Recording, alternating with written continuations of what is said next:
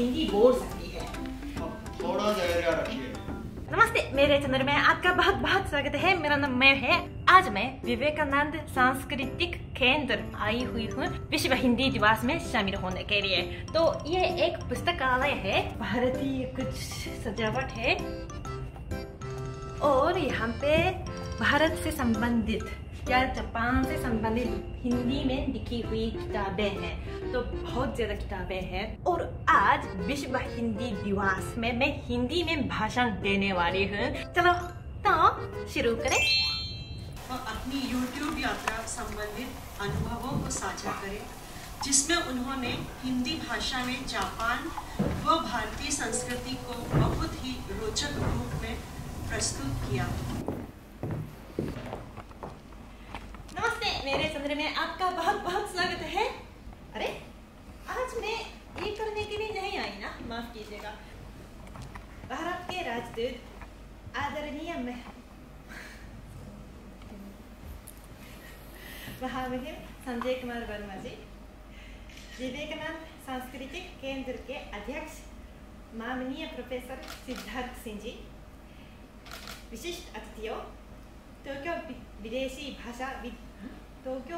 भाषा विद्यालय के प्यारे विद्यार्थियों और उपस्थित सभी हिंदी प्रेमियों, विश्व हिंदी दिवस के आयोजन पर मुझे आपका आमंत्रण पाकर बड़ी खुशी और गौरव का अनुभव हो रहा है, क्योंकि मैं ऐसे कम जापानियों में एक हूँ जिनका लगभग हर दिन हिंदी के संपर्क में है, या यूँ कहें कि जिनकी रोजी रोटी में हिंदी जुड़ी हो। मैं हिंदी की अध्यापिका नहीं हूँ और न ही शोधकार। माफ कीजिए, मैं बहुत नर्वस हूँ आज।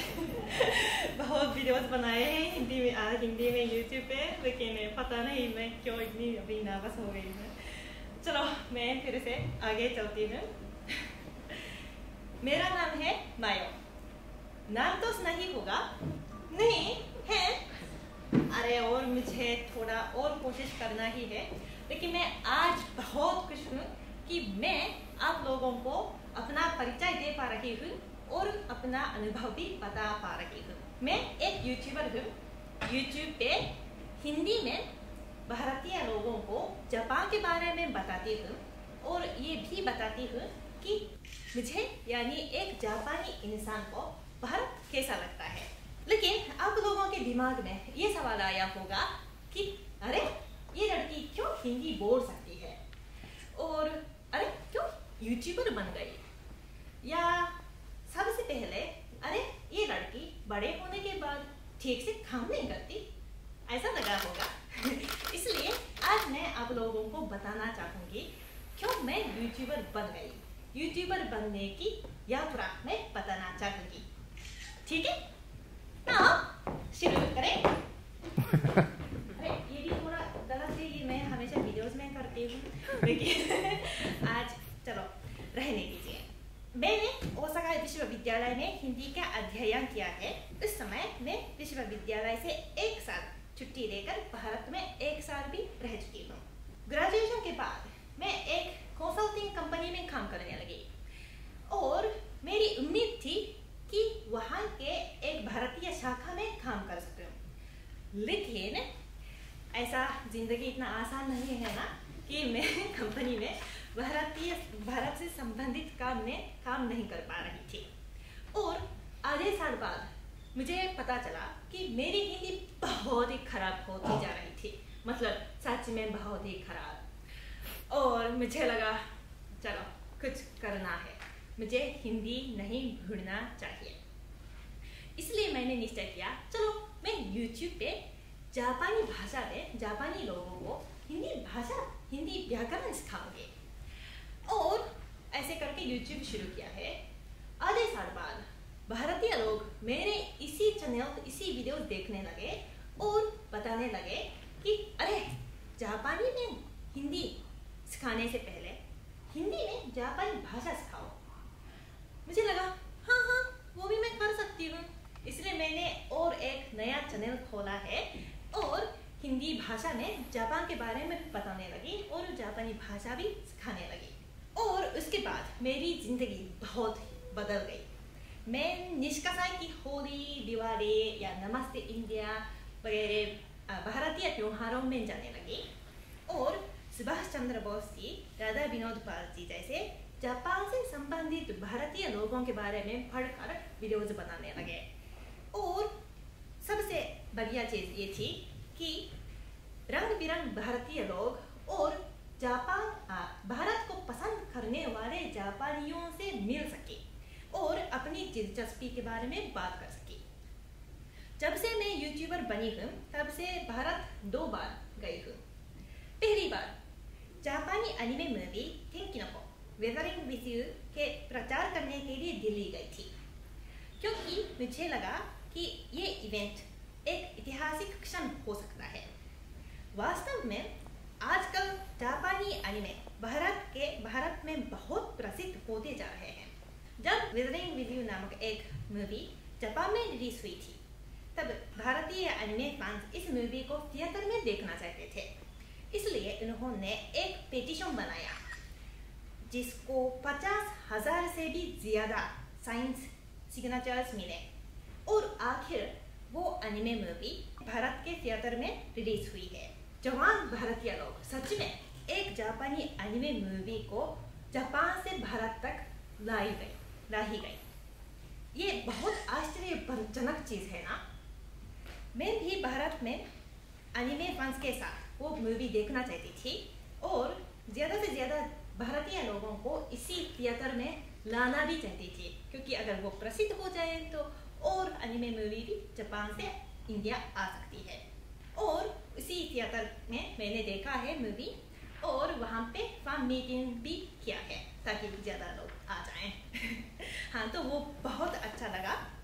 दूसरी बार नॉर्थ ईस्ट इंडिया पूर्वोत्तर भारत को प्रचार करने के लिए असम और मणिपुर में गई थी। ये दरअसल ministry of tourism government of India के इंटरनेशनल टूरिज्म मार्ट नामक एक इवेंट में शामिल होने के लिए थी। इंडिया टूरिज्म टोक्यो ने मुझे इस इवेंट में जाने के लिए सिफारिश किया है। मैं फिर से और एक बार ministry of tourism government of India को धन्यवाद कहना चाहूँगी। धन्यवाद। ये नॉर्थ ईस्ट इंडिया की मेरी पहली यात्रा थी। मुझे वहाँ जाकर बहुत ही आश्चर्य हुआ, क्योंकि वहाँ की संस्कृति, खाना, वातावरण दिल्ली या मुंबई से तो बिल्कुल ही अलग थी। वहाँ की प्रकृति बहुत ही सुंदर थी और गांव के लोग भी बहुत दयालु थे। उदाहरण के लिए जब मैं असम के एक गांव में गई थी, तब वहाँ के लोगों ने मुझे ग्रीन टी के साथ गैर मसालेदार खाना, घर का खाना, स्वादिष्ट खाना मुझे दिया है। साथ में उन्होंने ताज़े चुने हुए फल उपहार में दिए। ये कुछ ऐसी चीज़ है जो एक मामूली टूरिस्ट आगरा या बनारस में जाकर वहाँ पे अनुभव ना करें। सब कुछ मेरे लिए नया था और बहुत ही अच्छा लगा। फिर मुझे लगा कि भारत सही में बहुत मज़ेदार देश है और शायद मैं जिंदगी भर पूरी तरह से नहीं समझ सकूंगी। मायो जापान का यूट्यूब चैनल खोलकर 2 साल हो गए हैं। 2 साल में मैंने सीखा है कि बहुत ज़्यादा भारतीय लोग जापान में रुचि रखते हैं, लेकिन ये भी सच है कि जापान के बारे में हिंदी भाषा में जानकारी बहुत कम मिलती है। और शायद इसलिए है कि कुछ भारतीय लोग जापान के बारे में गलत समझते हैं। जापान और भारत का संबंध को और मजबूत करने के लिए मुझे लगता है कि हिंदी भाषा में जापान के बारे में खबर देना बहुत महत्वपूर्ण है। आजकल मैं महसूस कर रही हूँ कि मैं एक भारत और जापान को जोड़ने का पुल बन गई हूँ। कभी कभी ऐसे कमेंट्स आते हैं कि मैं तो अभी बच्चा हूँ, लेकिन मायो दीदी की वीडियो की वजह से जापान में रुचि रखने लगा और अब मेरा सपना ये है कि जापान में जाना। ऐसे कमेंट्स पढ़कर मुझे बहुत ही खुशी होती है और बहुत मैं क्या कहने वाली थी, मैं संतुष्ट हो जाती हूँ ये संतुष्टि कंपनी में काम करते करते कभी नहीं मिलता। तो मैं बहुत ही मज़े से YouTube वीडियोस बना रही हूँ। YouTube वीडियोस बनाने में बहुत समय लगता है, बहुत एडिटिंग में समय लगता है, आसान नहीं है। लेकिन अगर मेरा वीडियो किसी इंसान की ज़िंदगी को अच्छी तरह से बदल सके या किसी की ज्ञान बढ़ जाए तो, और आखिर मैं जापान और भारत के संबंधों को और मजबूत कर सकूं, तो उससे मिलने वाली संतुष्टि और कोई काम नहीं दे सकता है। इसलिए आगे जाकर भी मैं वीडियोस बनाती रहूंगी जब तक मेरे भारतीय फैंस का पूरा समर्थन हो। धन्यवाद।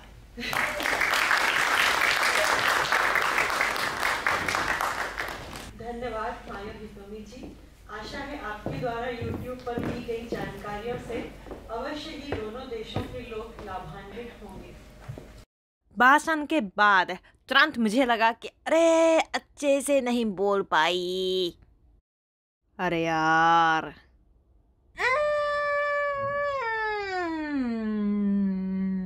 ठीक है, बाद में फिर मेरे विचार दूंगी। मेरे भाषण के अलावा भी कई कार्यक्रम थे, तो मैं पूरे वीडियोस नहीं बनाए हैं, लेकिन थोड़ा थोड़ा मैं आप लोगों को दिखाऊंगी। ठीक है, सबसे पहले भारत के राजदूत संजय कुमार वर्मा जी के भाषण। हिंदी सेवियों और हिंदी प्रेमियों को सर्वप्रथम मैं आप लोगों का अनेक धन्यवाद ज्ञापित करता हूँ कि इस विषाणु के प्रसार के बीच भी आप लोगों ने साहस दिखाया, आप लोगों ने अपने हिंदी प्रेम को जागृत किया और यहाँ तक आने का कष्ट किया। आप लोगों को बहुत बहुत धन्यवाद। टोक्यो विदेशी अध्ययन विश्वविद्यालय के विद्यार्थी ने हिंदी नाटक भी किया है, वो भी थोड़ा दिखाऊंगी। अब थोड़ा धैर्य रखिए। मैंने अपने 2 सबसे बुद्धिमान गणों को पता लगाने के लिए भेज दिया है। एक तो धरती पर कोरोना के पास ही गया है और दूसरा यमलोक में। प्रभु, अब मुझे अपने बच्चों की दुर्दशा देखी नहीं जाती। यही है प्रभु, वो दुष्ट जिसने पूरी धरती पर महामारी फैला रखी है।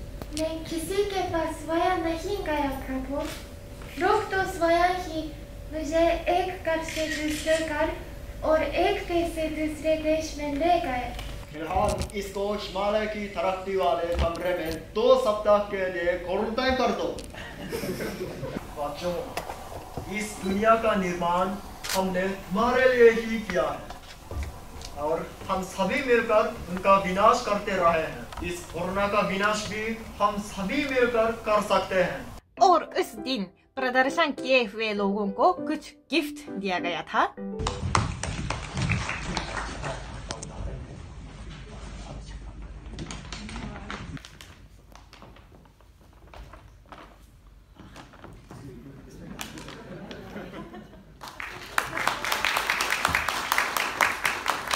कुछ किताबें मिल गई। ये तो टेक्स्ट बुक है, रिमझिम पढ़ना है मुझे हिंदी। और गांधी जी की 2 किताब, एक जापानी में एक हिंदी में। ये मेरे लिए थोड़ा मुश्किल होगा, लेकिन मैं पढ़ने की कोशिश करूंगी। हाँ, धन्यवाद। और इसके बाद विवेकानंद सांस्कृतिक केंद्र के अध्यक्ष सिद्धार्थ सिंह जी ने सब लोगों को धन्यवाद कहा है और मेरे बारे में भी कुछ कहा है, तो इसी बात मैं आपको दिखाऊंगी। लोग YouTube वीडियो देखते रहे हैं, बहुत लोकप्रिय हैं, अपने चुलबुले अंदाज में YouTube वीडियो बनाती हैं। आज उनको उस बात की कमी खल रही होगी कि दूतावास के औपचारिक माहौल में वो वैसे अपना प्रदर्शन नहीं कर पा रही थी जैसा कि वो YouTube वीडियो में किया करती है। बीच बीच में उसकी झलकियां दिखाई पड़ रही थी। मायोसान, हम आपके भी बहुत आभारी हैं। आपने एक आभासी माध्यम चुना है जिसके माध्यम से हिंदी जापान और भारत के बीच का माध्यम बन रही है। आप दोनों किस्म के वीडियो बना रही हैं। जापानी भाषा में जब बना रही हैं तो भारत के बारे में बना रही हैं, हिंदी में जब बना रही हैं तो जापान के बारे में बना रही हैं। तो एक बहुत बड़ा योगदान है आपका और हम कोशिश हमारी रहेगी और हम उम्मीद करेंगे कि आगे भी आपका सहयोग मिले और हम जुड़े रहें। तो कैसा लगा? मेरे लिए तो बहुत अच्छा अनुभव था, क्योंकि मेरे लिए भारतीय दूतावास में वो भी भारतीय राजदूत और बाकी विशेष अतिथियों के सामने शुद्ध हिंदी में भाषण देना पहली बार थी। मेरे लिए मुश्किल था, लेकिन मैं ऐसे मौके में भाषण दे सकना चाहती हूँ, है ना। भविष्य में अगर ऐसे अनुभव है तो हाँ, मैं अच्छे से हिंदी में भाषण देना तो चाहती हूँ।